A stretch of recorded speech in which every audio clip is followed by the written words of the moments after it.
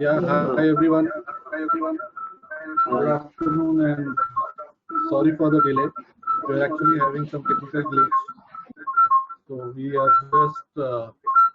have just resolved that. So we have here with us Dheeraj Lal, who will be running the presentation today on BCM. So I will just hand it over to Dheeraj to take it forward. Dheeraj, you can just introduce yourself and then move forward. Sure. Thank you, Akhilesh. Hi, good afternoon, everyone. Thank you for taking out your Friday afternoon, 4 to 6. Actually, it's a really good choice of timing. Probably at this stage, you are winding down with the week and good to slip in something before we move maybe from full work mode to weekend mode. Even though my view is right now, due to lockdown, I'm not really sure what's a weekday and a weekend. It's pretty much all the same. So thanks a lot. We've lost a bit of time. I'll try and accelerate a few things, but importantly, as long as we cover the key concepts, then it's going to be worth your time and patience. Most people have stayed on, may have logged in earlier. So thank you so much for your dedication, and I hope you're going to have a good, at least learn something new today. I hope. To me, as long as we learn something new, then at least it's been worth our time. So. I just want to confirm, and Akhilesh, you can just let me know via the chat. I hope my screen is quite clear. Okay. I'm going to go on to the PPT mode now. So you can just confirm, Akhilesh, that you can see the presentation loud and clear. And I hope the sound is coming through fine. With that, I'll start the presentation.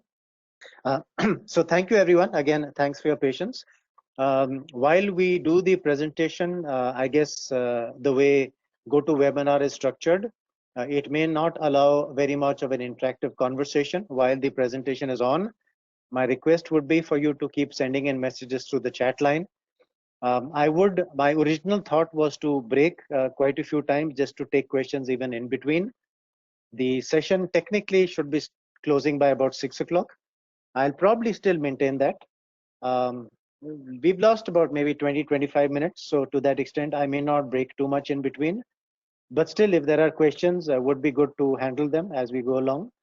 I will try to break the monotony via video and just show you business continuity rather than just only telling you about business continuity. Akhilesh did warn me earlier about the date, and my mistake, I still have the wrong date, my fault, but now it's yeah, I can just take a small instance to change that for the record. But yes, he did all the right things, and I would say my mistake. So we're back to now. Just to introduce myself, I'm a chemical engineer from IIT Delhi. Why I did engineering, God knows. I think only God knows because I don't. The answer I think is I got in. That's a simple question. And my brother was an IIT, so logical choice. Once I entered, I didn't enjoy it too much. So once I finished, I did an MBA from IIM Calcutta. Joined Citibank from campus. Worked overseas for about 7 years in the Middle East, in the UAE, with Standard Chartered Bank. Moved back to India in 2000. So I've been back now 21 years. As I moved back as the head of risk and audit. So in some ways, I come from your community. I handled the Citibank audit program for about 2.5 years. And we used to combine even to audit our Citibank entities in what was called then CEMEA, Central Eastern Europe, Middle East and Africa. So that's my background. I spent a lot of time in the UAE. So I've been a member, pretty active member of IA UAE chapter. Not too much active interaction with IA in India. So thank you so much to the Mumbai chapter for reaching out and to make all the efforts to organize the session today. And as I said, I hope at least someone gets some new insights, some things to do, some possible sharpening of skills, something that you can tell your customers. Typically, in my view, auditors are seen as trusted advisors. You're unbiased, you're fair, you're reasonable, you give good advice, they trust you. And that's a pretty strong and a fantastic position to be in. And in that position, I expect that they may actually expect you to know a little bit about everything. Maybe that's the exact opposite of what I am. Possibly I've been so much deep into business continuity that I've gone really deep down. Possibly many of you may be horizontal. I sometimes joke that the definition of an expert is someone who knows more and more, but unfortunately about less and less. So that's me. So at least I'm going to share some of what I know about business continuity, and here goes. What we do the full cycle. I won't spend too much time on this, but I'll show you the full cycle actually. So you'll get a sense of how it all connects together. And that itself, I think, is quite a big learning, because there is a lot of confusion between disaster recovery and crisis management and emergency response and risk management. So I'll give you my 2 cents on that for whatever it's worth.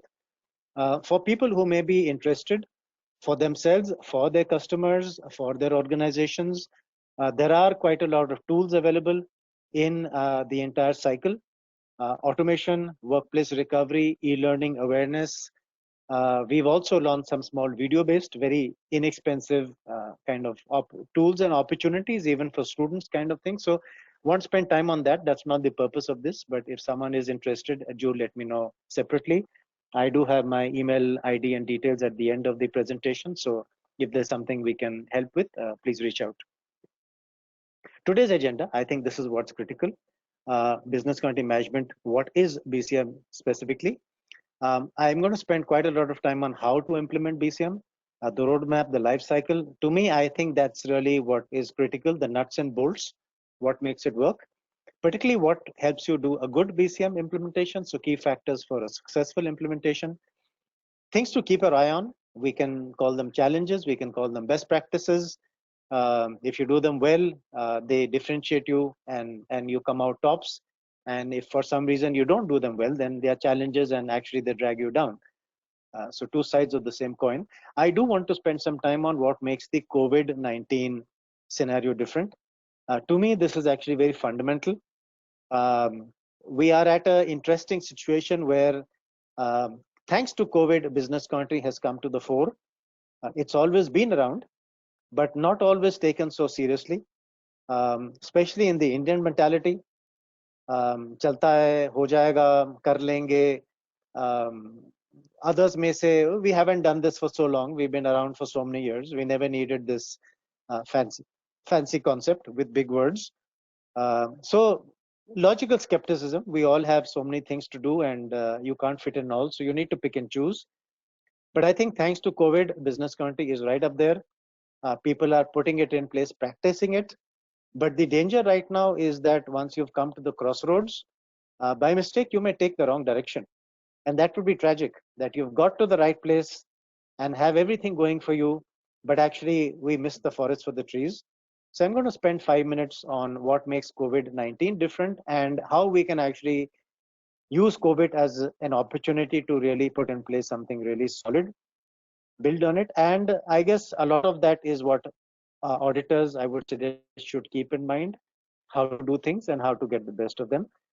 For the companies that you work with, for any customers that you advise, for your own understanding, and even in our personal life. We already do business continuity in our personal life, but there could be perhaps smart ways to do it even better.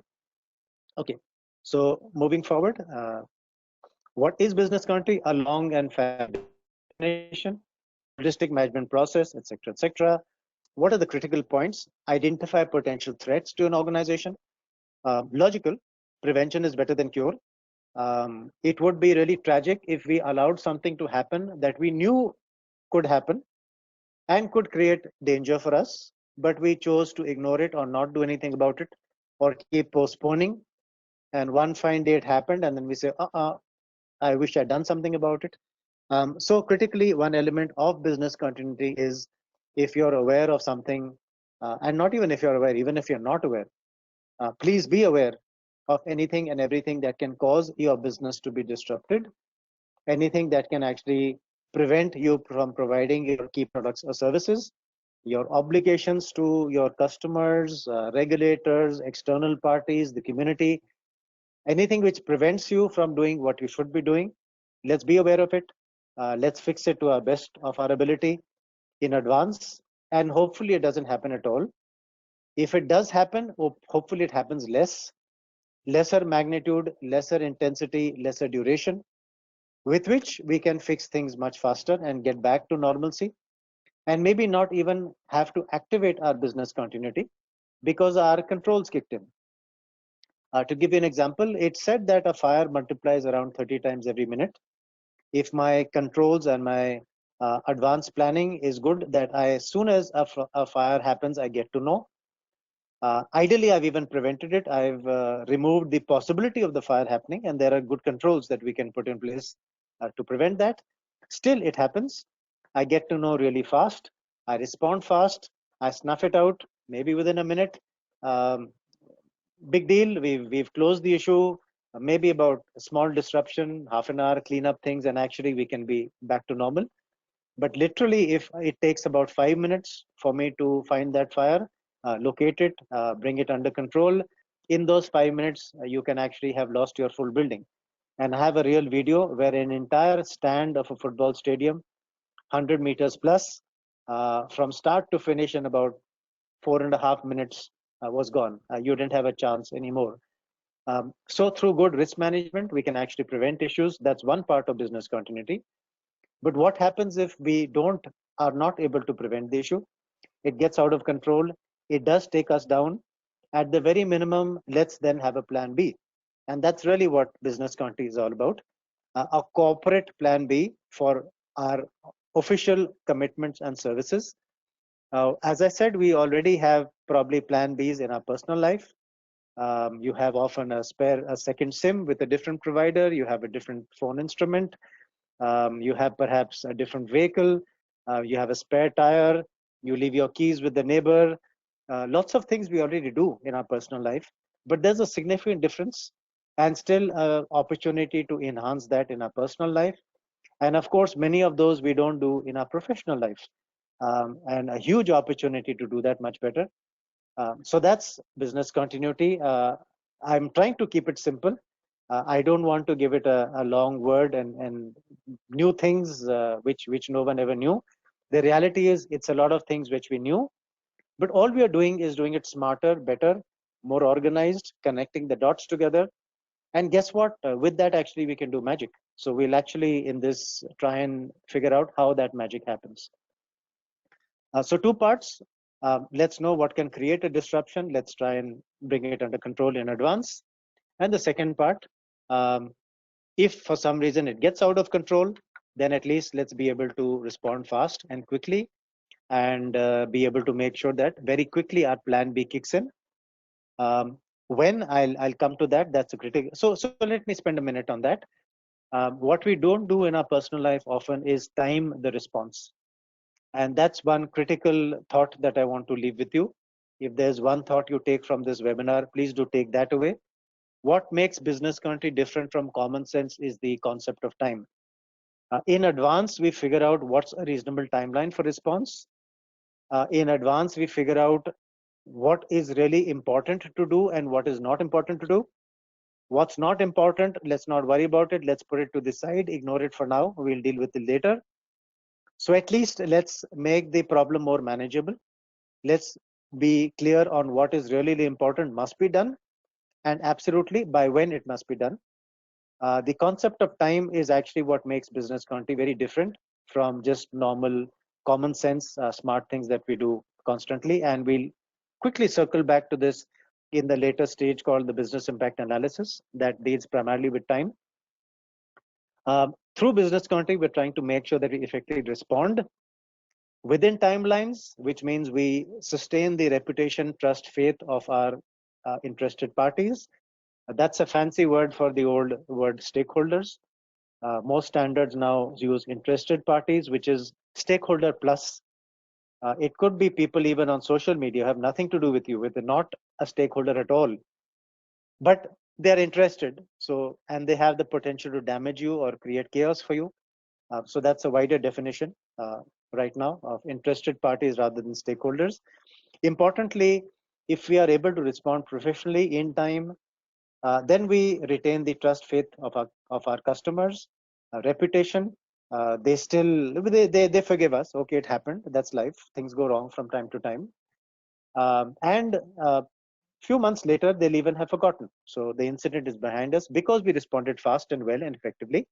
But if we didn't, there's a good chance it could lead to long-term damage, immediate fines, penalties, whole bunch of things, which I'm going to cover actually.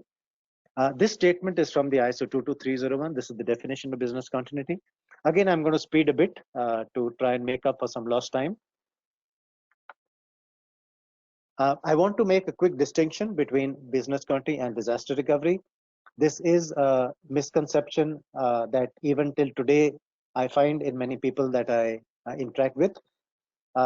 When we say disaster recovery, the typical connotation is the IT part.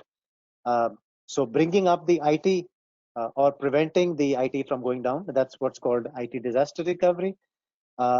Everything as a whole is business continuity. Therefore, my interpretation would be that business continuity includes disaster recovery, but includes other things also. For example, you don't only have an IT resource that can go down. In COVID, what's the resource that went down? Actually, no resource went down. COVID was driven from social distancing. Later, of course, the number of cases have gone up. People are falling ill. Unfortunately, quite a few have died. So now we are at a situation maybe where the resources themselves are impacted. But when COVID started, it wasn't so much a resource issue. It was just social distancing. What other resources could have gone down or do go down, which cause business continuity issues? The building. Let's say you reach office one fine day and you're told, sorry, there was someone digging yesterday, they cut the cable by mistake. So electricity will only get restored 2 days later. So for the next 2 days, you can't work from the building. Suddenly you have a business continuity problem. You had things inside the building, you had important papers, you had to catch up with your team. There was a video conference scheduled and the equipment is inside. A whole lot of chaos that would need to be managed. So building can go down, that can create a BCP issue. Utilities, that's what we discussed right now. Why was the building not available? Because of electricity. Supposing the AC plant it gets damaged, the compressor stops working. You can't sit in the building probably the whole day without the AC. It will be too stuffy. Health hazard, probably in about half an hour or 1 hour, you need to start clearing out. So these are all examples of other resources that can create a business continuity issue. I therefore want to leave you with a second thought that it's not just IT that can actually cripple an organization and cause it to have to invoke business continuity to put in place to use the plan B. It could be suppliers who let you down, who didn't do what they were supposed to do. It could be, as we said, the building. Certainly, COVID-19 is a people issue, but the people issue was driven primarily by social distancing initially. But there have been cases supposing food poisoning, and that's happened a few times. People ate at the canteen, food poisoning, a whole bunch of people cannot come in the next day. So a whole bunch of absenteeism for any reason of people can create a BCM issue. Data, resources, IT, we've talked about those. So there's a whole spectrum. And business continuity says you probably can't control all the spectrum. Things can go wrong. Therefore, have good BCM in place. Okay. The full cycle, how does this come together? Let's say an incident happens. When the incident happens, suddenly everything is down to zero. Let's assume all your product, services, activities are fully down to zero. You then would initially you implement what we call incident response or crisis response, immediate actions, things to do right away, often human life and safety related. So let's ensure that our people are safe. Let's communicate, inform people that there's a problem. But with that, we get some breathing space. And with that breathing space, we go to the next level of now trying to fix the issue. In business continuity, as I mentioned earlier, one critical element is let's figure out what is really important. So it's a approximate 80-20. It could be 70-30 for some organizations. It may be even 90-10. Concept is the same. Only do what's important. Don't bother about the others, but do well what's really important. So at least that part we can focus on and manage. And that way we've taken care of the important needs, the important people. Hopefully, they are relaxed. They may not have got everything that they need, but they have enough. So they are managing. And that gives us time to then focus on the other things and bring up also all the non-important things. So it's a stage by stage back to normalcy.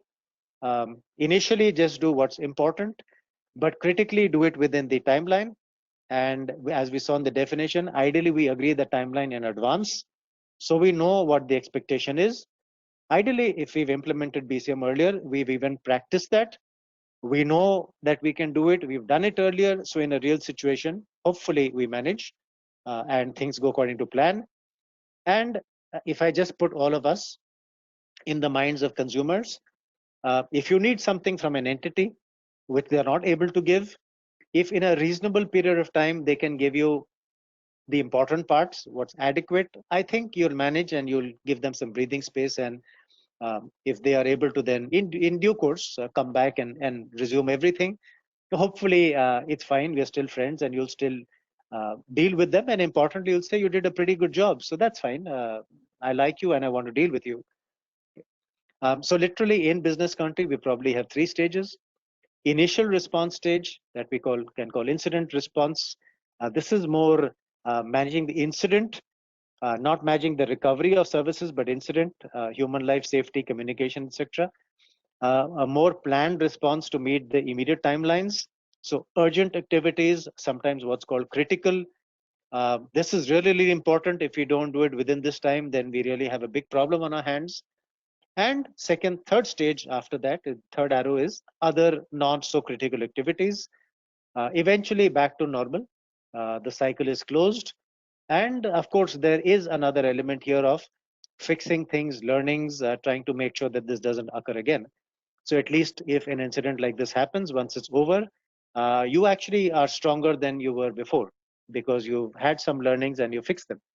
And I think anyone will agree with me that COVID has had lots of learnings for us. Many things already have become BAU in the new scenario, and all of those have made us more robust. So it's not a great situation that happened, but now that it's happened, at least the minimum we can do is learn from it and do better. Quickly flick through this consequence of disruptions. If you are not able to deliver your product services, certainly immediate loss of revenues and profits. Maybe that transaction goes to someone else, a competitor. So there's a long-term loss, you never get it back. If you're down on revenues and inflows, then there's pressure on your cash flow, salaries, reputation, morale, a lot of things keep suffering. A loss of reputation, and especially in today's day and age of social media, something not done correctly has the potential to get out into social media, and then what do you do with it? Needless effort and cost in bringing things back to normal, extra effort, overtime, and it's not a fun situation.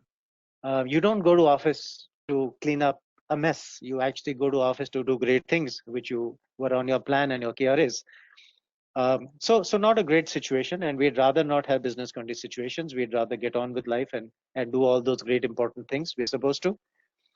If you don't really resume in time, you do a sloppy job, question marks on your professionalism, competence, judgment, and why would a company want to deal with someone who's incompetent? So that then leads a question to others saying maybe we should drop these people and start dealing with someone else. So that short-term incident actually can lead to long-term damage. In a truly competitive situation, companies close. And certainly maybe fines, penalties, and other undesirable actions. All of this, none of this good. The World Trade Center scenario showed us that on 9/11, there were 931 organizations in the World Trade Center, and 18 months later, 550 of those 931 had shut down. Why? Because they just couldn't get their act together again. Maybe they were given a chance, but in the new chance, they still fell flat. And by that time, someone else had come in to do the business, and guess what? The other one was better. Just a quick anecdote. In the old days in the US, in the rental car industry, Hertz was the clear number one, and Avis set themselves a goal to actually dominate that position. And Avis came up with a very simple slogan: "We are second, we try harder." As simple as that. And that's the danger of a business continuity situation, that they take on your customer who loves you so far, who never ever looked anywhere else, now tries someone else and likes him, and that other person in fact is better. So to cut a long story short, if you don't have good business continuity, you actually end up pushing your customers towards competition, and of course that's never a smart thing to do. Learn from mistakes. Many businesses don't reopen. The World Trade Center example. I just ask a simple question. Could loss of your communication for one day damage your business and reputation? You're still delivering your services. Actually, everything's fine. The only thing is you're not communicating. Maybe email is down, perhaps voice is down. Even this itself can create confusion, concern, and that's today's day and age. So even more so, you can't afford to be down, and BCM is really critical. Logically, as I said, if you have a BCM situation, you're spending extra effort in overtime and costs and fixing issues, cleaning up the mess. You did lose transactions, so your sales are down, and between both of them, that's a pincer effect, decrease in net income. That's what the statistics tell us. So again, there's a financial impact to not putting in place good business continuity. Benefits, by doing it exactly the opposite. Coming straight to the last point, comprehensive BCMS would enhance confidence, customers, shareholders, invested market, regulators, and importantly, sustain your profits, assets, revenues, and just give you greater market share in the long term. I sometimes give an example of airlines. Let's take Indigo. Reputation for on-time quality, on-time arrival. How valid that reputation is, I'm just kind of saying perception is better than reality. I won't comment on that. Is that, do the statistics show that or not? Some say that statistics show that Spice has a better on time. Who knows? I'm not disputing any of that. I'm not an expert. But the reputation is with Indigo.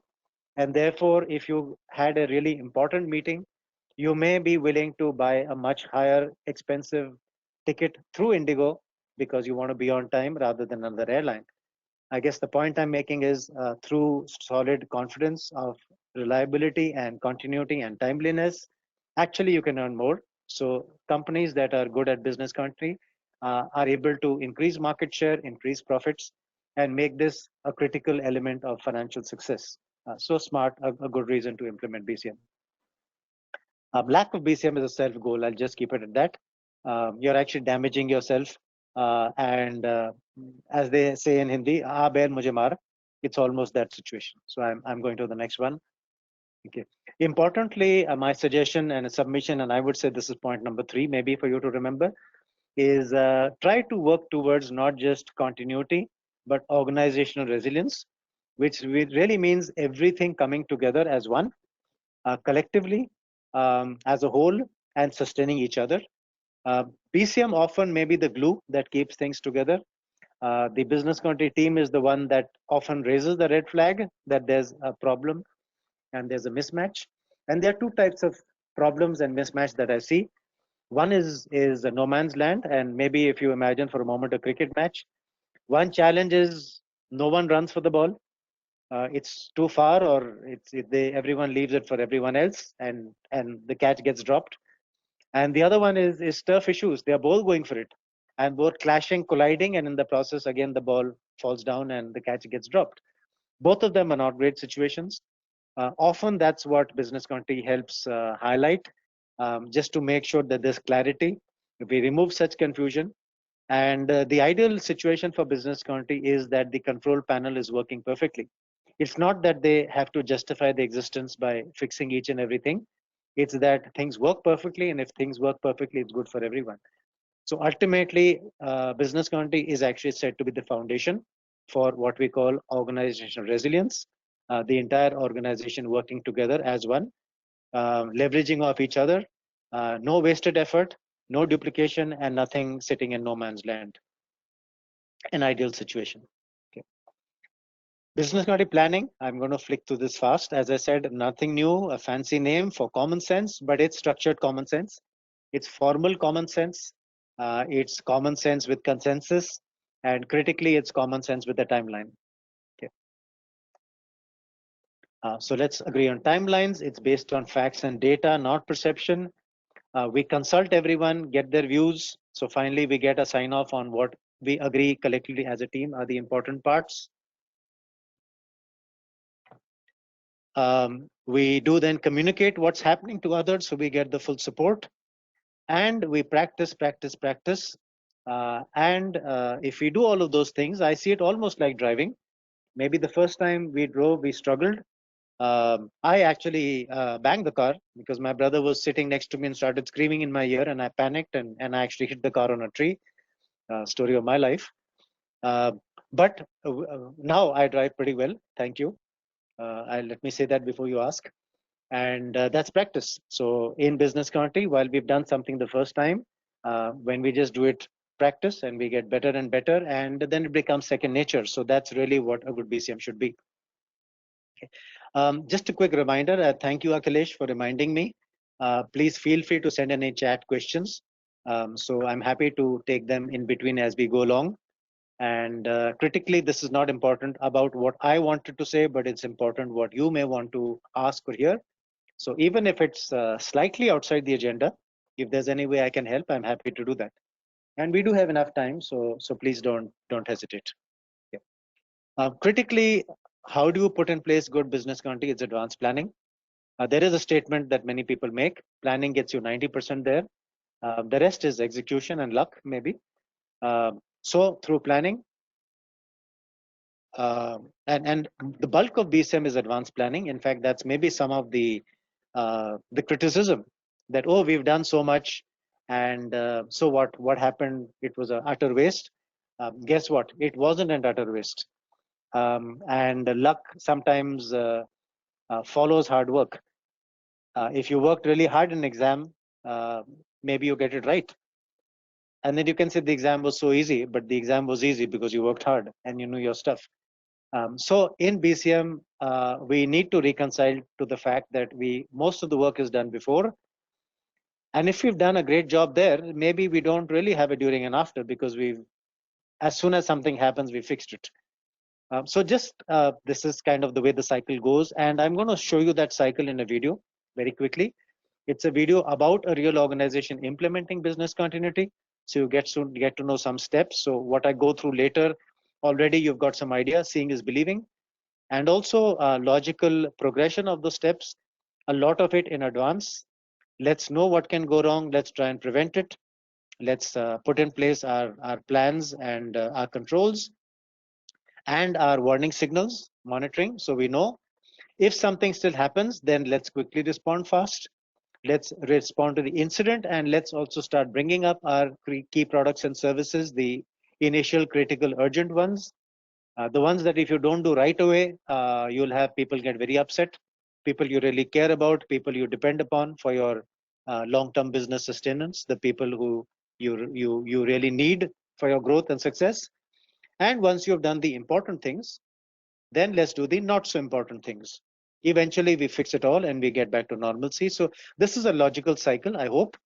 With that, I'm actually going to do two things. One is I'm actually going to literally pause for a moment.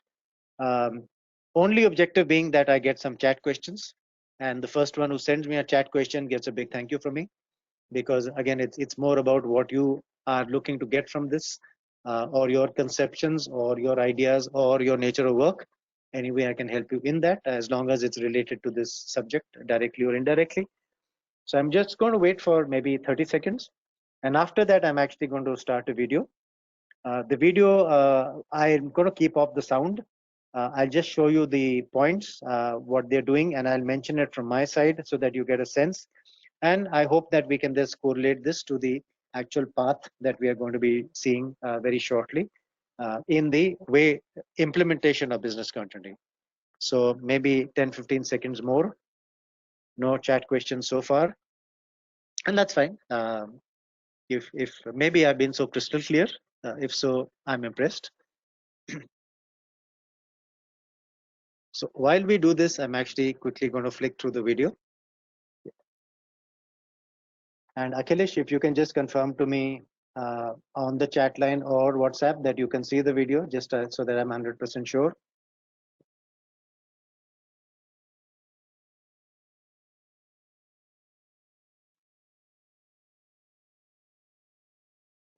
Okay, super. Thank you.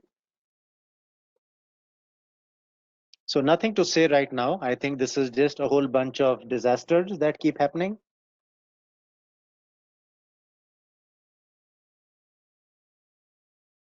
And that's life. The fact is things go wrong. We've got global warming and new things are happening for the first time. We've seen COVID-19. No one saw this coming in such a bad form. The World Economic Forum actually has had infectious diseases on their top 5 global risks for the last 3, 4, 5 years. But per my understanding, they dropped it very recently. And maybe they thought they were crying wolf, but I guess we've now learned a lesson.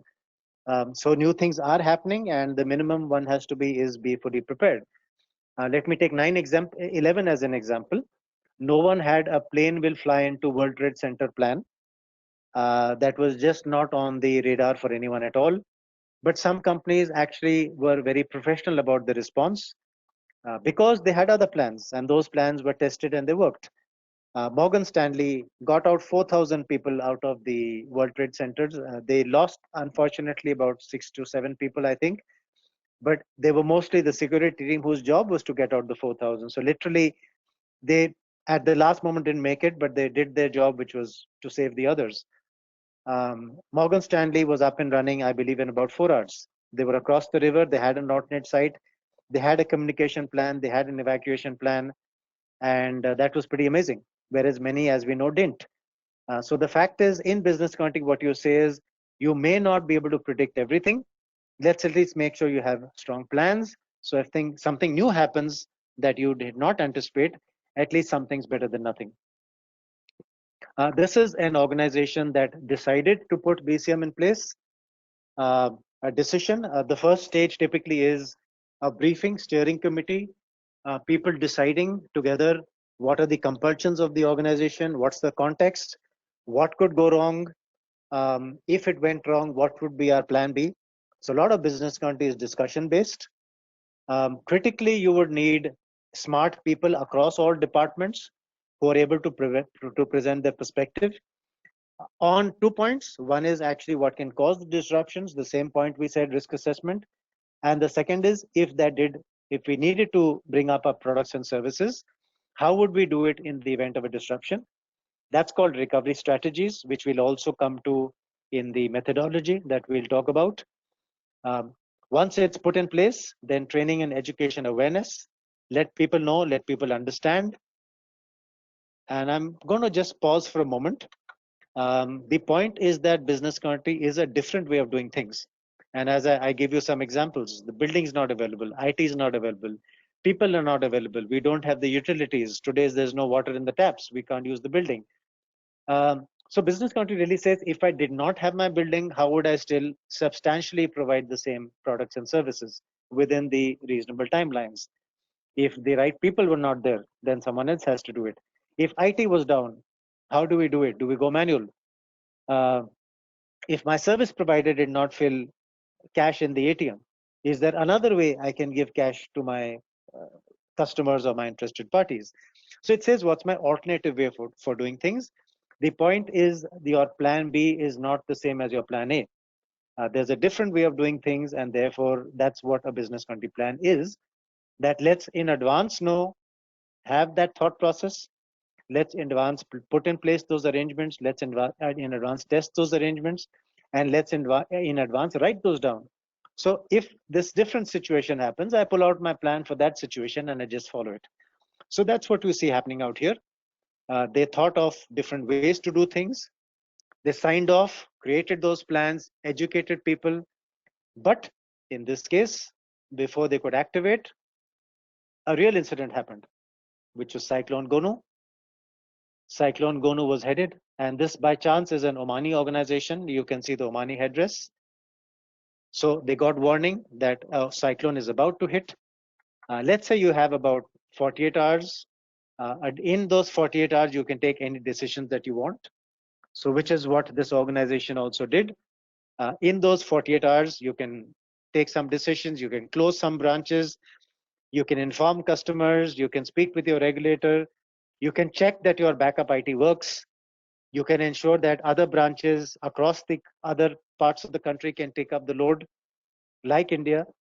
Oman is also a large country. Keep your transportation ready, keep your service providers on standby, be fully ready, because you know things will be bad. And this is how bad they were. Okay.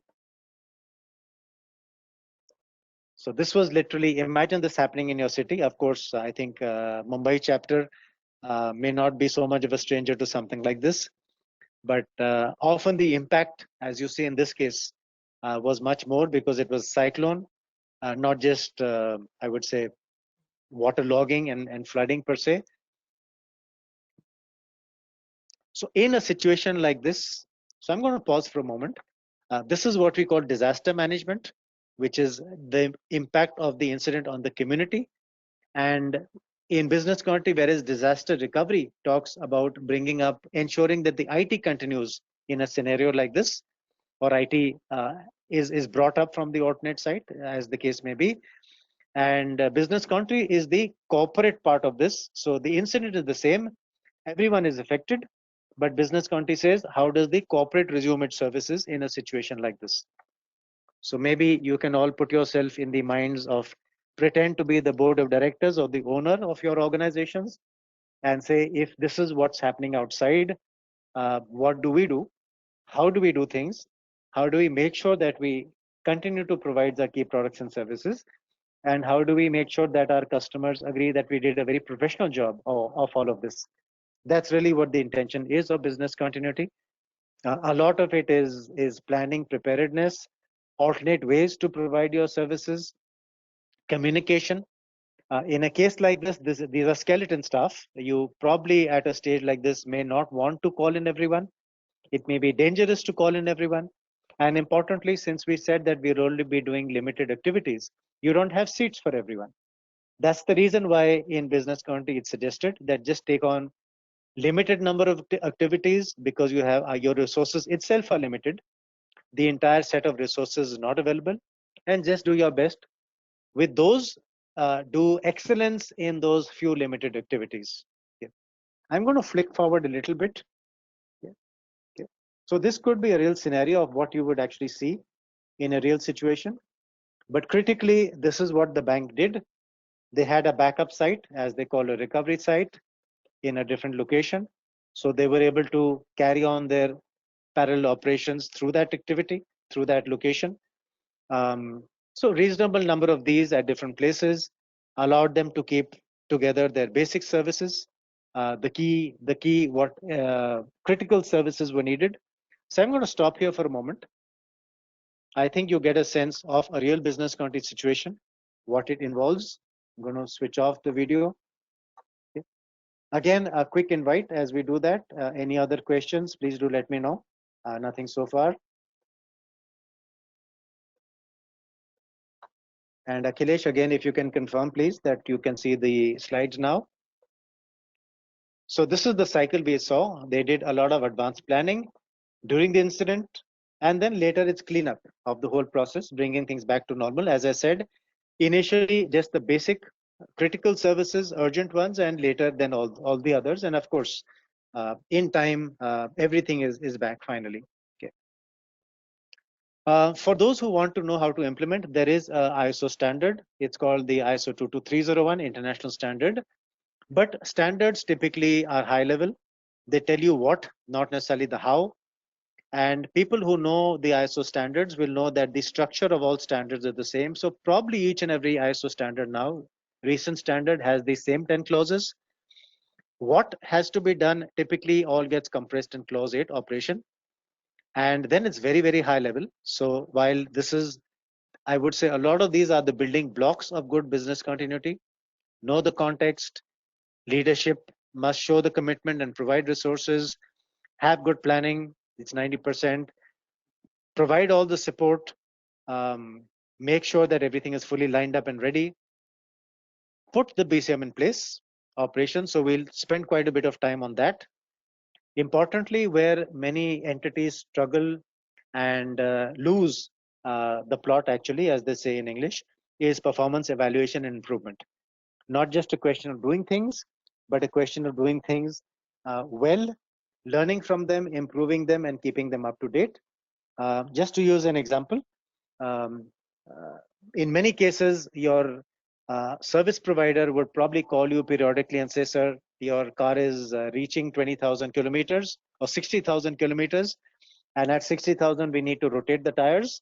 So let me know when you can bring in the car so that we can do that. And if you don't, then actually you're at risk. If the tire blows, you could have an accident. Or the tire just you have a flat tire, and guess what?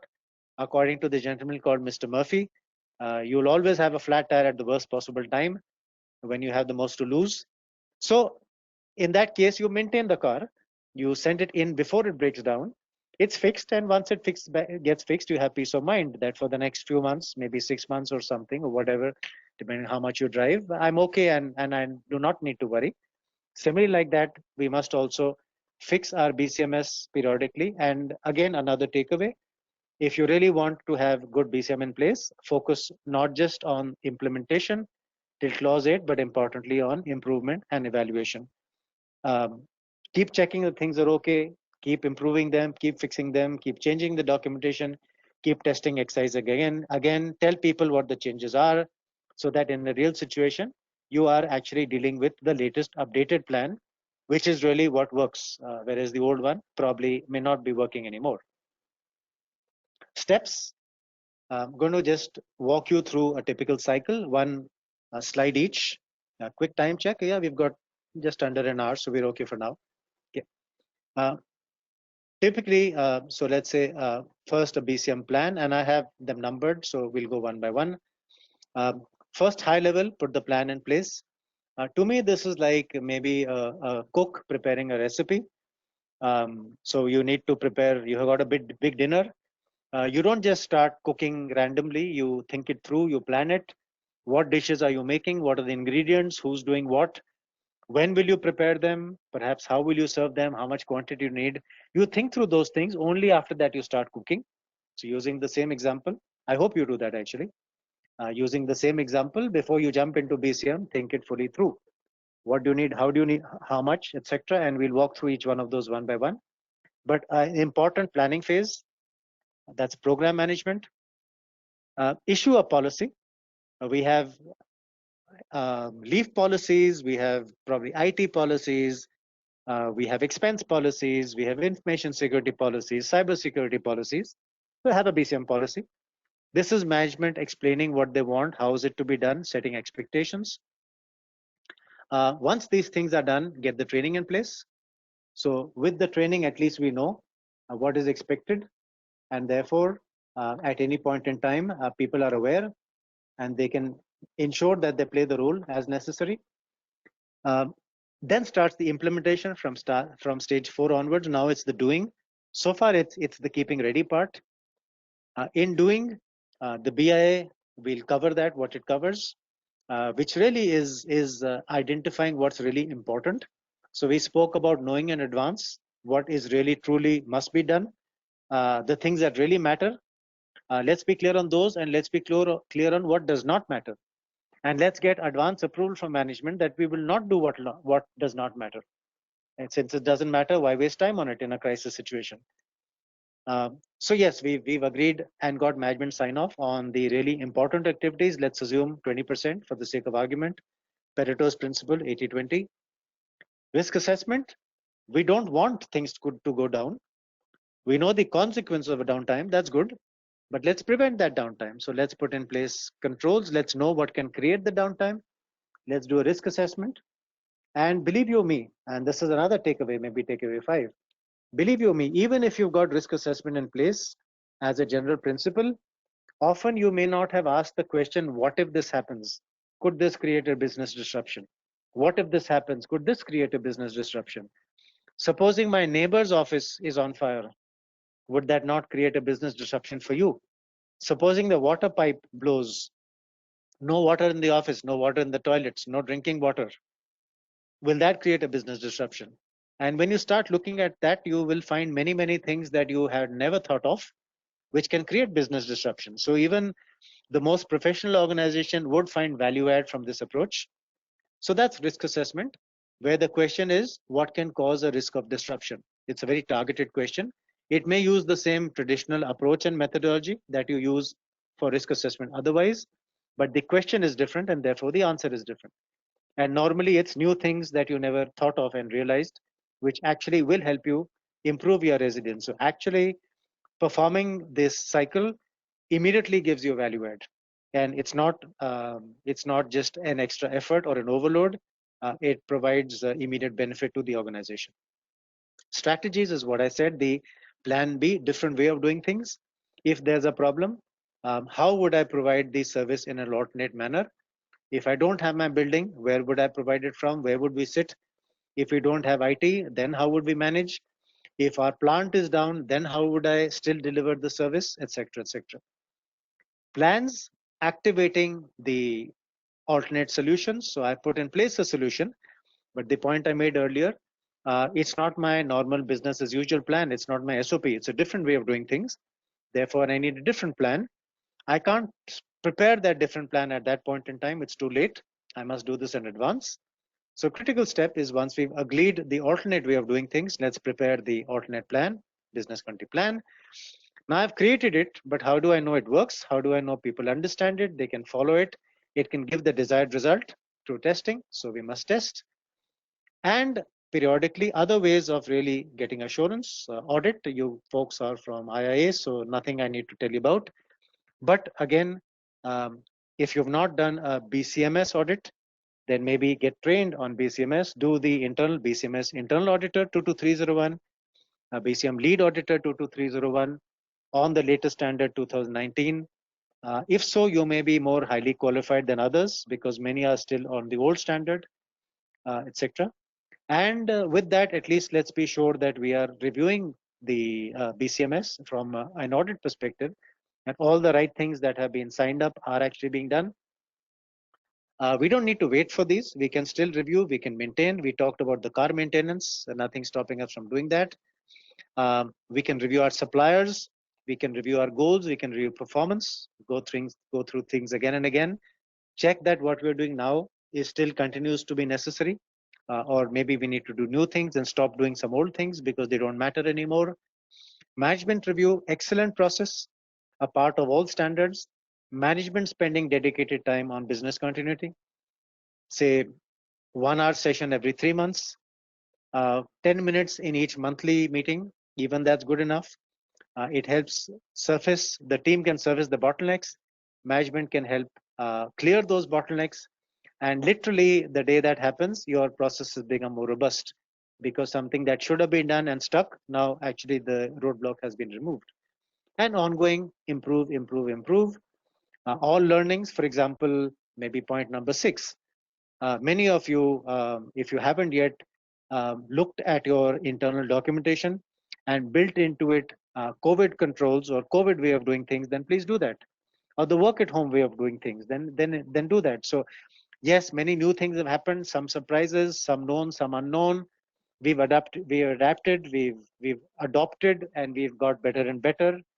Now let's make sure they reflect in our documentation, and that's part of BAU. So let's keep continually improving. And literally, as I said, we then come out of the COVID probably stronger than we were when we went into it. Next slide. I may not spend in details time on each one of them one by one from a time perspective. But need for BCM, what do we do in a program? Let's know why we want to put in place business continuity, and the drivers for every organization may be the same. Even in a similar industry, the drivers could be the same. The point I make in my classes sometimes is that 3 banks, maybe a local bank like State Bank, their slogan is banker to every Indian. Maybe a bank like Citi, my old bank, foreign bank, maybe a niche operation, maybe a bank like Punjab and Sindh Bank. I'm assuming Punjab and Sindh Bank may have a focus mostly on Punjab. Not just the others, I mean, of course, the others also, but a stronger focus in Punjab.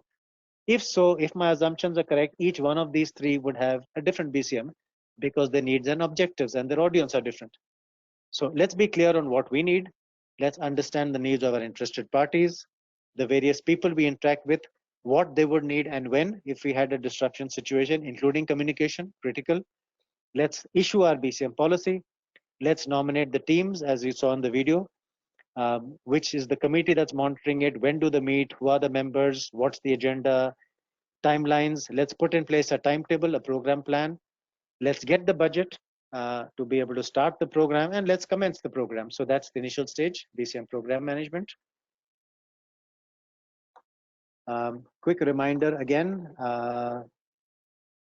no chat questions yet, but so I'm just going to keep harping on this. I hope you don't mind. It's for your own good. Policy, let's issue a policy like any other policy. Anyone who's issued any policy at all can literally just start with that format and then modify it. What do we say in a business continuity policy? We tell people why BCM is important. We tell people what we expect from them, their roles and responsibilities. We may set timelines and expectations of quality, a continuous improvement, and critically, we should give them knowledge about who to speak to if they need more information. So basic key information, but the message in a policy is management says, I want this done. This is important and we will do it, and I need everyone to play your part. A very effective document to get things done.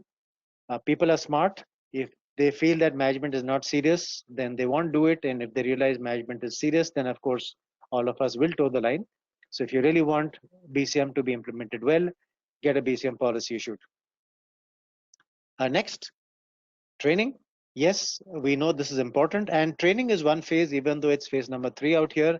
Training actually is a phase that will happen throughout the full cycle. My view is you should train just before you need to perform.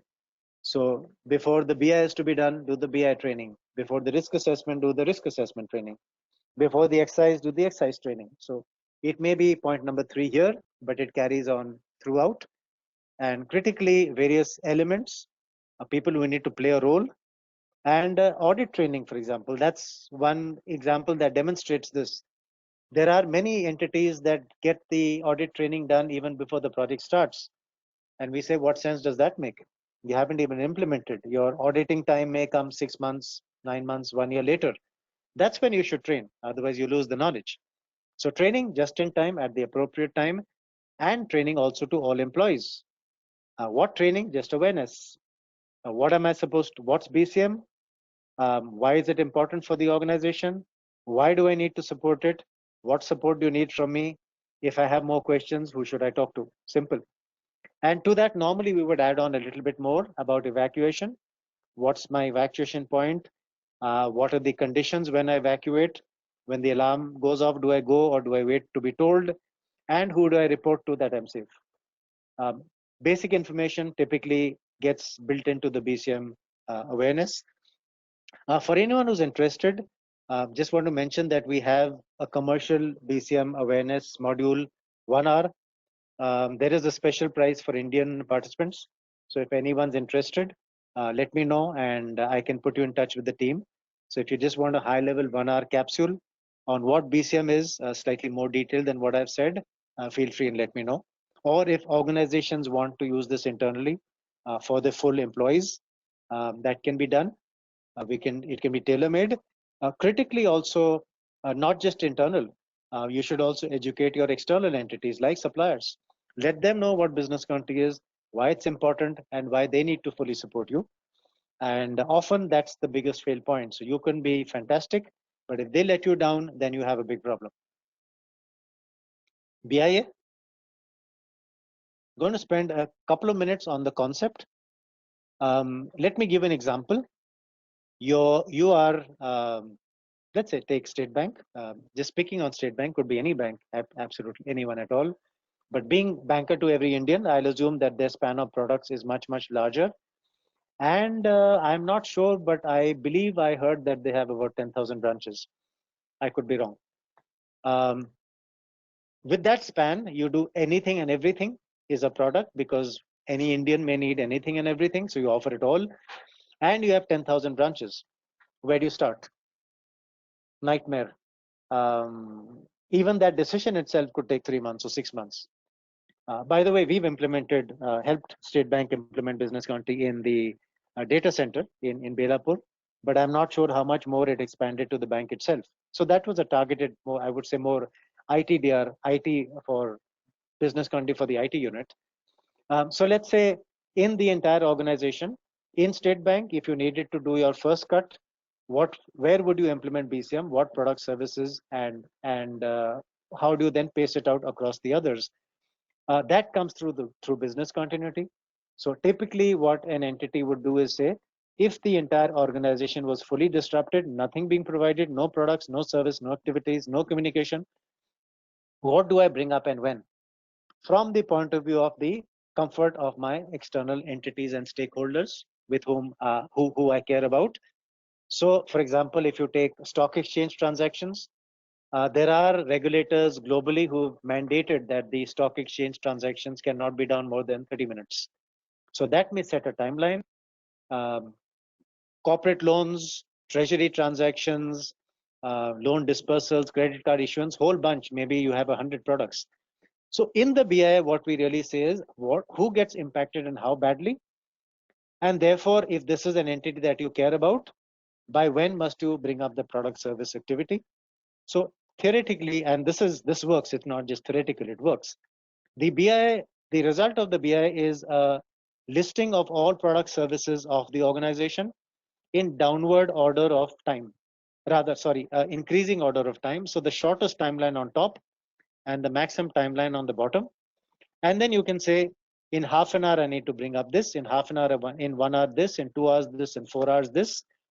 And the board of directors can look at it, or the steering committee, and say, yes, this makes sense. These are the important things. The others are not so important. These are the reasonable timelines, or we may change them slightly, and they sign off on this. And this is my 80-20 or my 90-10 or whatever it is. Let's forget about the others. We'll only concentrate maybe on these top 10, perhaps, or whatever it is, which need to be done in the first, say, 6 hours. And therefore, our entire plan for the immediate resumption is, let's bring up these 6 in the required timelines. And once we've done, we'll then keep improving about the others also. So that's the BI. It helps you prioritize. It helps you agree timelines. And the assumption is, if you meet those timelines, those entities that you really care about, maybe they constitute 80% of your customer base or your future revenues. Those people are okay with what you do and no long-term implications of the outage. A minor fixing, damage control, and we are a few days, we are kind of everything business as usual. But if these entities, you let them down badly, then there could be permanent repercussions. So that's actually a key thought process of business continuity. And of course, in this, we can also dimension resources and number of people and where they'll sit from, and chairs and assets and IT infrastructure. All those other things can also be determined. But the starting point is, what must I bring up and when? So that's business continuity, normally what's said to be the heart of BCM.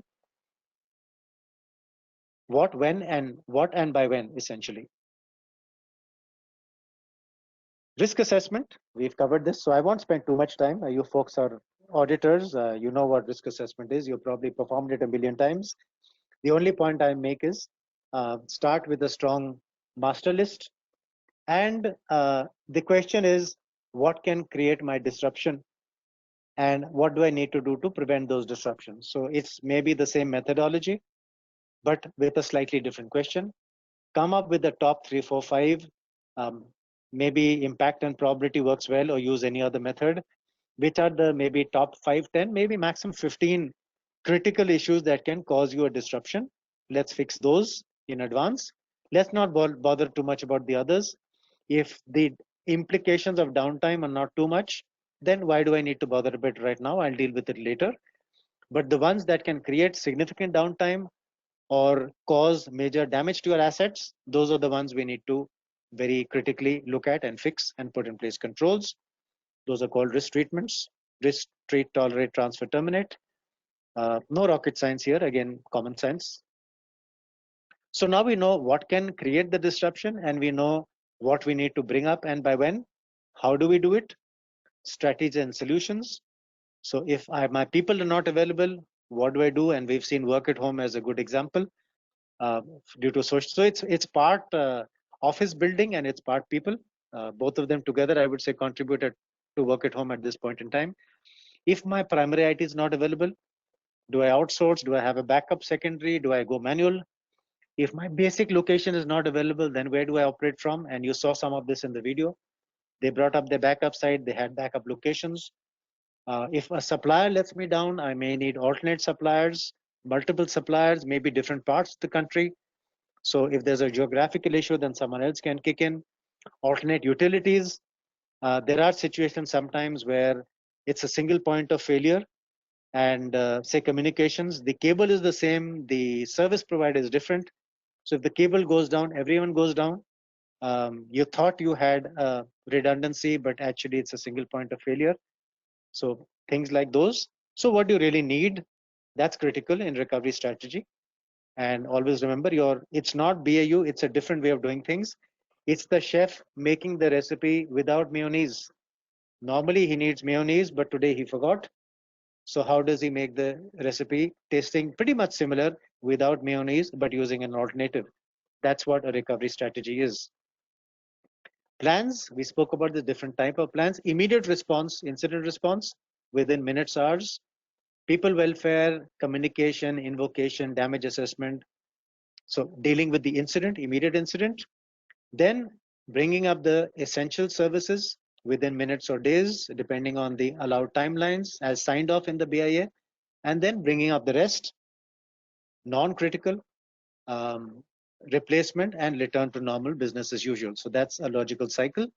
And since all of these are not BAU activities, we should have advanced plans so that we know what is to be done, how is it to be done, and who has to do it. It could be that your whole location is damaged, maybe due to a fire, and another building has to take over, and maybe that building is in Chennai and not in Mumbai. So it may be a different bunch of people. So all of this has to be discussed in advance, agreed, kept ready, and practiced. If so, in a real situation, God forbid, if it happens, you would be able to hopefully meet your timelines because you practiced and it worked perfectly, and we just do more of the same. Tests and exercises, do test in advance, and a little bit of eye test at the bottom, but multiple types of tests, review walkthrough, tabletop simulations, call tree, actually calling up each other one by one. With injects, pretend like, for example, we do an inject with the cyclone exercise I showed you, Cyclone Gonu. Pretend that it happened in Mumbai. It's very similar to what happens many times. We do a cyber simulation. Pretend that there's a cyber attack. How would you respond? What would you do? What do you call the bluff of the kidnapper? Things like that, of the ransomware, not kidnapper, data kidnapper, not person kidnapper, and integrated everything together live in a real environment. Different ways to keep improving your testing, but critically, a plan is not worth the paper if it's not been tested, because you have zero guarantees. But if you've done the testing, good chance that you will be pretty okay. Maybe not perfect, but at least quite okay. So the testing does add huge value. It's expensive, it's time consuming, but it's critically important. Audit, audit, simply cover all BCM units in the organization over a period of time. If you've not been trained in a formal internal auditor course, you should. And actually we've done some of these for IUE. We've run internal audit training courses, certified, not certified, for the UE chapter. If anyone's interested, let me know. We've recently done the internal audit 2-day, and we've done 5-day internal audit, lead auditor on 22301 and 27001. So let me know. So won't spend time on this, but critically, if you don't know BCM, you won't be able to do a good BCM audit. So if you want to do a good BCM audit, then understand BCM well. So either the audit course or even a BCM implementation course. At least understand the nuts and bolts. We have, in fact, a whole range: 1 day, 3 day, 5 days. So again, if there's interest, let me know. Finally, keep reviewing, keep improving, keep changing, keep fixing. Things change, people change, numbers change, processes, procedures, customers. With all of that, the plan that you have today should be good for the next maybe 6 to 12 months, not for the last 6 to 12 months. So keep improving. We spoke about management review. Management going through a structured discussion, a whole bunch of inputs for management, similar to other standards. Most management standards would have the same, and a whole bunch of outputs. Again, very much the same, but targeting to the BCM domain even though the process is pretty much the same. I have a message from Akhilesh that there are some questions, so that's in the questions tab. I'll quickly try and wrap up in the next about maybe 5 to 7 minutes, go a bit fast, and then we'll come to the question mode. And ongoing continual improvement. Typically, a formal review at least once a year, in metrics, be able to improve, be able to with that be sure that improvement is happening, and constantly justify not by incidents but justify by improvements in the program that we've added value. And if the organization did not have incidents, it's probably because we did great planning, not because the entire incident, the effort was a waste of time. Yeah. Advice and best practice: don't stop now, complete the journey. And here I come to COVID. COVID crept upon us. Maybe not many of us saw it coming. It's happened. We've probably become automatically slightly resilient. But as we know, and I have a slide here later, there are lots of other things going on at the same time. China, of course, is attacking our borders, maybe physically and non-physically. Cyber attacks are happening to corporates and to individuals. Hero Honda, if I'm not wrong, or one of the Hero entities, they had a huge cyber attack, if I'm not wrong, about a week ago. People are being attacked and the money is being stolen. Criminals are getting away with it. So there are a whole bunch of dangers happening at the same time. Don't let COVID blindside you that everything's okay. It's not okay, actually. In fact, you may be more vulnerable because people feel that you're engaged and you're looking in one direction and they can try and hit you on the other side. So let's use this option to create permanent BCM readiness and awareness, fully resilient across the board, maybe in line with the 22301, at least trained, maybe even certified as the case may be. So don't stop here, keep going ahead. Quick combination of best practice, etc. And I'll try and wind up in the next, say, 5-7 minutes. Choose your best people. When we consult, we tell the organization, give me your best person who knows what's happening in the department, who actually can point out inconsistencies, who can even politely challenge some people on what they say. Because the last thing we want is that someone just puts something and gets accepted blindly and then we end up going in the wrong direction. So not the person who has nothing to do, that's because no one wants him, but the person who has a lot to do because everyone wants him, he's good. So give us your good people in this project. Effective training and advance. Don't train after the project is over, and don't train very much before that activity, but pretty much more or less there and then, a week or so, maybe 2 weeks before the activity is to be performed. Commitment of top management, not just saying it once and providing resources, but asking the questions, spending the time, making sure that it's clear that they care, they're interested, and this is important. Single biggest way for people to realize that this is important, and when you see that the boss is important, guess what? Everyone will follow suit and support. Competency of resources. Would you want to put your near and dear ones in an ambulance to get to the hospital really fast, entrusted with a driver who doesn't know how to drive? No way.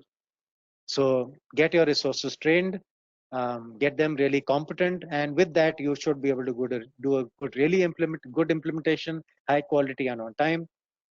Communication and tools, including, I just want to mention, automation tools and mass notification tools, especially in today's day and age, probably where COVID has made communication more important. So what is it that you need in terms of making sure that you can quickly reach out, pass the right message, from a tools and communication point of view, do the right thing. So again, if someone needs, there's good stuff available. India-based organizations actually, which do a great stuff in notification. Also BCM automation, if someone's interested. Roles, responsibilities, and authorities, define that, make it clear, and typically that comes in the policy. And management focus, asking the right questions, making it clear that this is important. And when that message is there, guess what? The right things will really happen. Initiation, strong team, need not be BSM experts, but need be company and process experts to understand what's happening. Make BCM everyone's business, maybe through the awareness and understanding. And once everyone agrees that it's important, then they'll support it. And I use the example sometimes even of personal life. If the company is doing well, I can look forward to a bigger job, a raise, a salary increase, a bonus. If the company is doing really badly, forget it, not happening. So if it means that even for personal selfish interest, people support business continuity and help the company to do better, that's a great reason. I'm all for it. So it doesn't matter whether the motivation to me is personal or official. Some typical roles that comprise a project, won't spend time on this slide, and of course we can send the full presentation to anyhow. Risks and opportunities, where do you collect data from? Different mechanisms, what can go wrong? Implications of going wrong, what happens to others, what do we want to prevent? A whole bunch of sources of information that you can do this from. Consider all interested parties, very, very critical. It's not just about customers. In fact, I think we maybe have about 20 plus on this list, and when we do our consulting sessions, we come up with about 30 plus interested parties. Each of them may have a need of at least awareness, communication, information during a real incident. If you leave them out of the loop, then you have a really upset entity on your hands, and that upset entity can really make life difficult for you. So consider all interested parties, their needs, and build that into your business continuity management system. Build culture via training and awareness. All entities need some training or the other to perform the activity, maybe to know the activity, maybe specialized. For example, ITDR should be out here. Corporate communication should be out here, and external partners should be here. Maybe suppliers, partners, vendors, all of them have needs to know what BCM is and be part of it. So critically implement not just business continuity, but in a business continuity management system. A BCMS, not only establishing, implementing, and operating, but also monitoring, reviewing, maintaining, and improving. As people who know standards, they do. Typically plan do happens, put it in place, but important check, fix, testing, exercising, knowing, and making it better and better. That is really what will help you put in place a really good business continuity management system. Part of the same, so not going to spend more time on this. The point we made about anything can go wrong, whole bunch of things can go wrong. You can't protect yourself from all, so put in place good BCM. Possible threats, again, I'm kind of going fast deliberately.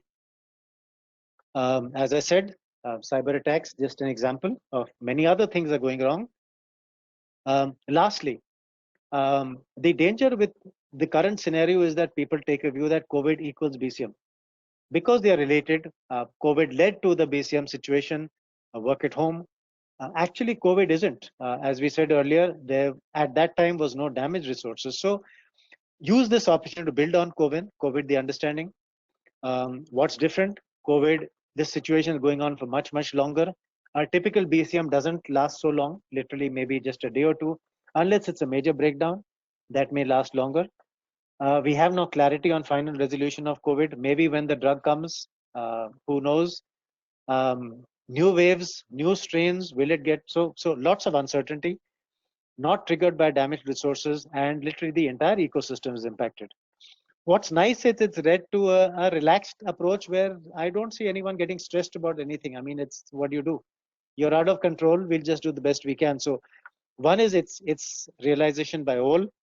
I'm very happy that for the first time ever in India, I heard the PM apparently talk about business continuity. So I'm pretty excited that it's out there. Tolerance, as I said, but it's a permanent mindset change, different way of doing things, online way of doing things, and certainly a more resilient way of doing things.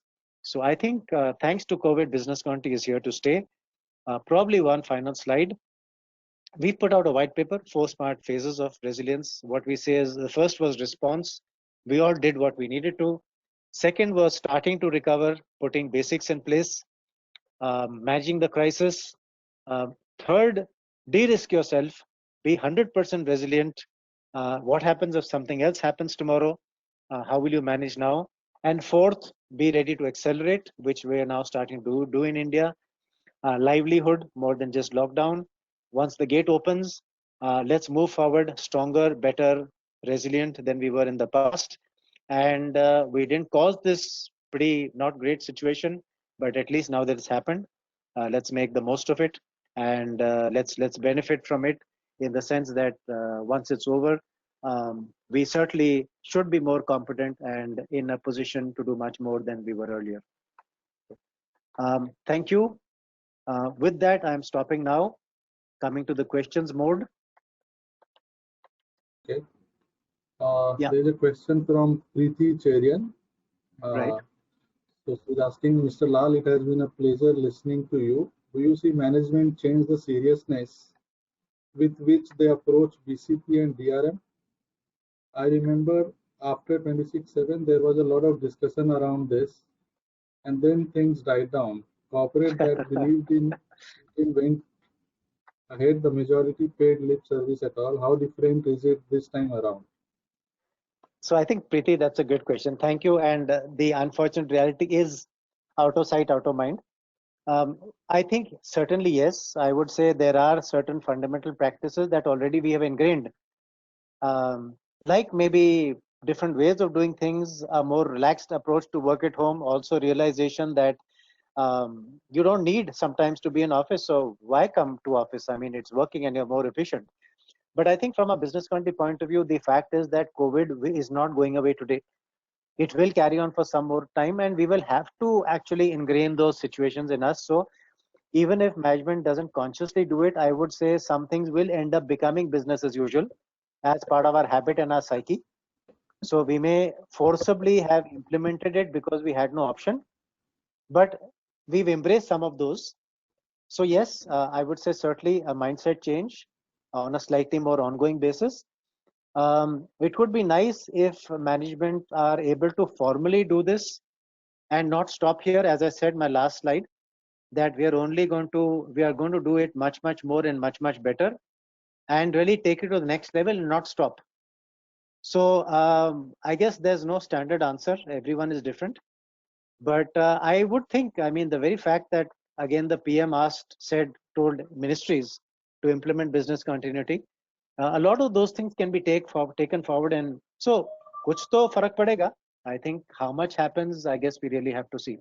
But if all of us keep shouting about it and keep bringing it up, and particularly your community, there are many cases where we find people actually wanting to implement BCM because the auditor said, I'm not comfortable.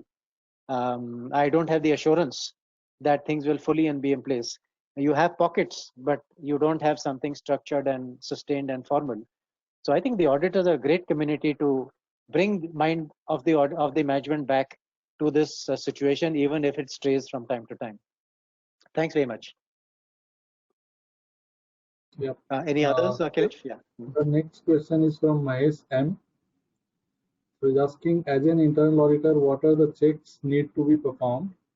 How do we ensure that company has effective box and DRP?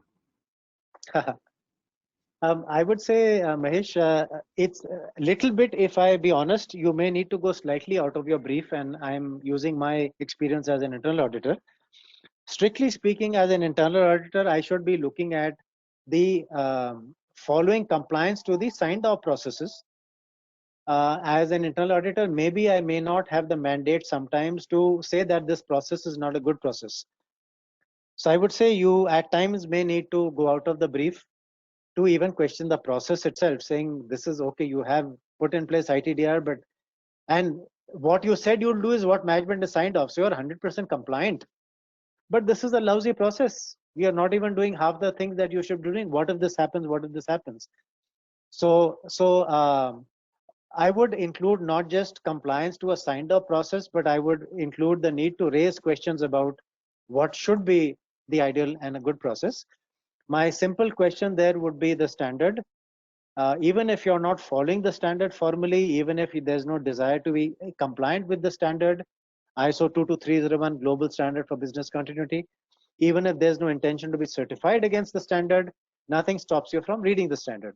And by the way, the standard I just showed you, the 22301, is publicly available for reading, open source on the ISO website due to COVID-19 as a mechanism to try and increase resilience of organizations. So I believe you can't download, you're not supposed to copy it, but you can read it online on their site itself. So great opportunity. You don't need to spend the X amount of money we had to spend to buy it and to get our own personal copy. So read the standard, The standard will tell you basic expectations, and those are expectations. I believe, Mahesh, you have every right to tell management that this is what standards say. There must be a logic. The standards don't just create things out of thin air. There's a reason. The reason also will be quite clear why they said that. But this is proven that these are fail points, and this is what I invite your attention to. That do you feel that this is important or truly valid in the organization? Do we need it? And if you put it from that point of view, given that it's coming from a body like a standards body like the ISO, a global bunch of experts who've helped put these things together, I think that has quite a lot of credibility. And any reasonable management say, okay, if that's what the standard says, then at least let's consider it. We may choose to consciously not do it, but of course we must consider it. And that itself, I think, is a good basis for moving forward. So I hope I've answered your question, and that's a great question. Thank you, because you folks really can add value, huge value, but at times people don't allow you. So if you can push beyond that and do what really your heart says, I think that's you're in a huge position to change history and destiny. Yes, any more? Next question is from Nagaraj Dorairaj. So he's asking, pleasure listening to you. What is the situation we are in today? Do we consider this as a BC situation, or how do we plan for such long disruption? Employees working at home too are facing disruption in the form of power outage, etc. So Nagaraj, we had initially starting today. So we got delayed. So yeah, you can answer. That's right. But your BCP plan kicked in. so you're all right, Akhilesh. So Nagaraj, that's a good question. It is a situation that has led to a business continuity situation. As I said, typically a business continuity situation happens because there's a key asset that is not available. In this case, when the social distancing started, there was no asset that all assets were available.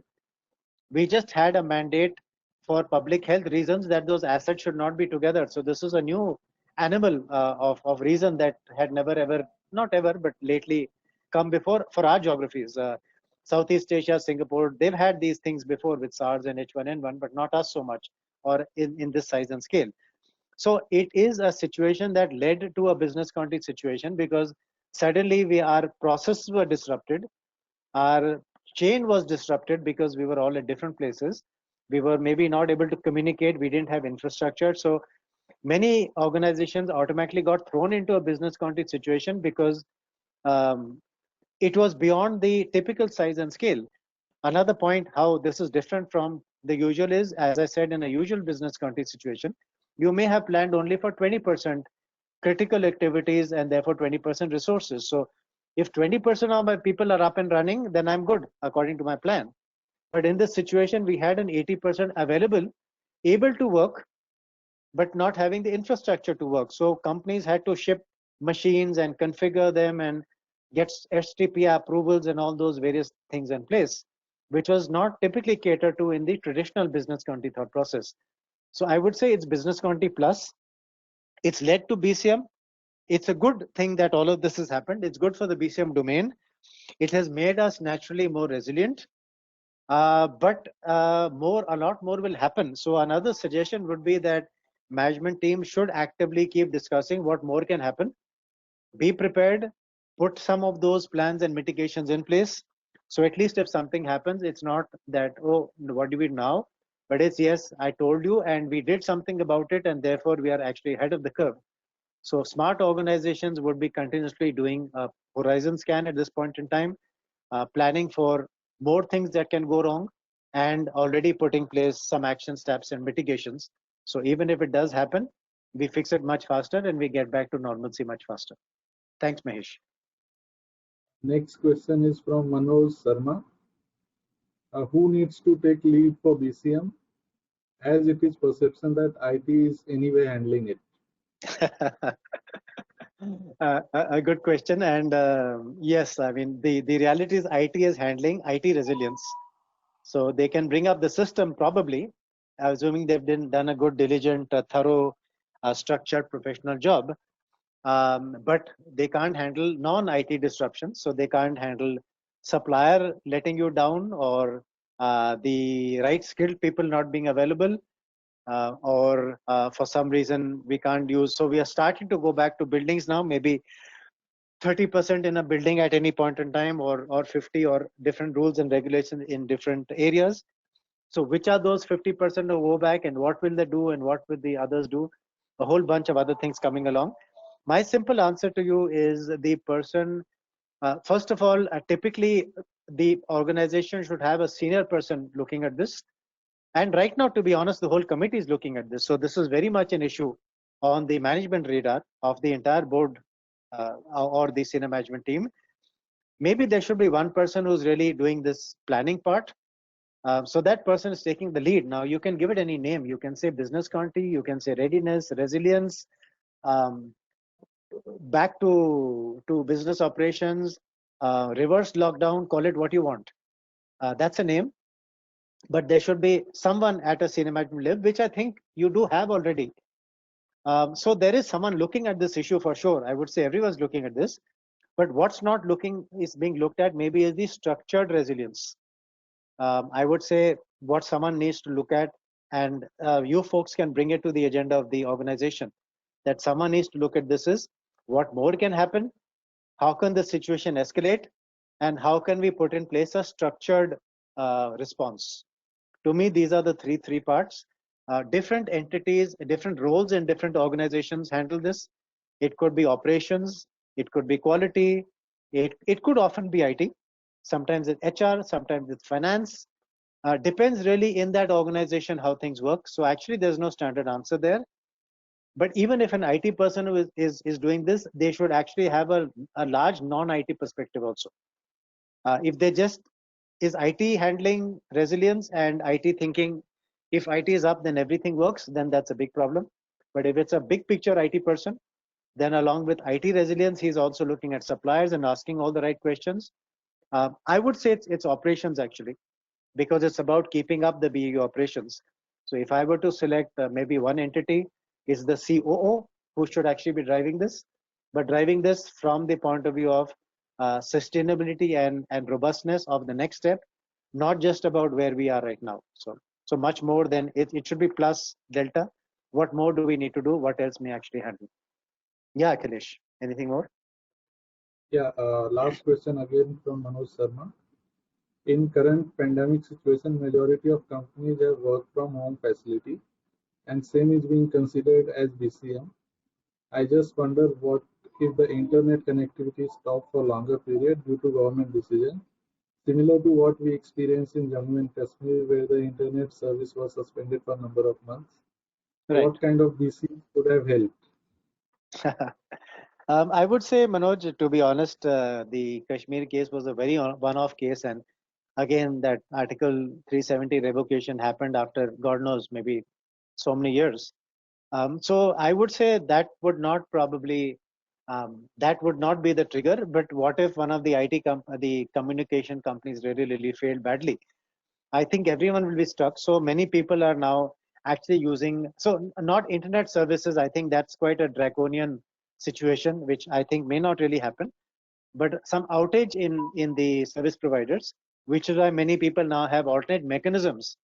So one is you've got your basic broadband probably at wherever you are. So I also have throughout this entire thing, I've had my hotspot on a separate machine just in case. But I think more or less we've been all right connectivity wise. We also have the cable dishnet kind of operators who put in lease lines, not the telecom Airtel companies of the world, but dishnet and ACT and others in certain, and I'm sure in Mumbai you have other choices. So different alternates of that, different packages, different connections. Smart thing to do, because literally, I mean, if the connectivity stops, then life stops at this point in time. I joke sometimes when I do assignments for people. There are people who say, no, we want to pay you for meals. We won't pay you internet. I say, don't pay me for a meal. It doesn't matter. But I don't have my meal. I'm okay. I can manage to the next meal, but I don't get internet connectivity. I'm dead. So I think the whole rules of the game have changed, and it's for us to really think through what can actually go wrong, put in place an advanced mitigant, make sure it works, test it, and then have the peace of mind that, I mean, literally, if something happens, we'll be okay, nothing to worry. But thank you. Thanks for your questions. And maybe we have time for one more, at most even two, if we are fast. I think we do not have questions now. So from my side, a big thank you on this slide, and thanks very much to you, Akhilesh. Anyone needs something, feel free to let me know. Happy to send out the presentation. I can send it to Akhilesh and he can send it on, or any other mechanism. So Akhilesh, thanks very much, and thanks to everyone for their patience of waiting while we fix the issues. Luckily, I think all's well that ends well. And that's a good business continuity example. Maybe 2 months later, you may not even realize that we had this small disruption. So Akhilesh, over to you. And again, a big thank you to IIM Mumbai for doing this. And I hope at least someone learned at least one thing. If so, then it's worth it, at least to me. So. Yeah, thanks, Dheeraj. Thanks for your time on a Friday evening to conduct this session. It has been really good, and I think there is very positive feedback on the session. So thanks a lot. We hope to receive the presentation, which will circulate among all the attendees and members, and looking forward for more interaction in future. Thank you so much. Just to mention that in case we do, as we said, we do a number of short and long courses. Happy to do something specially for the IA community, in which case we can also give the case studies and examples more tailor-made. So if there's interest, we can just put together a batch only for your people, and happy to do that. Anything that we can do to increase resilience of India is more than welcome. So thank you everyone.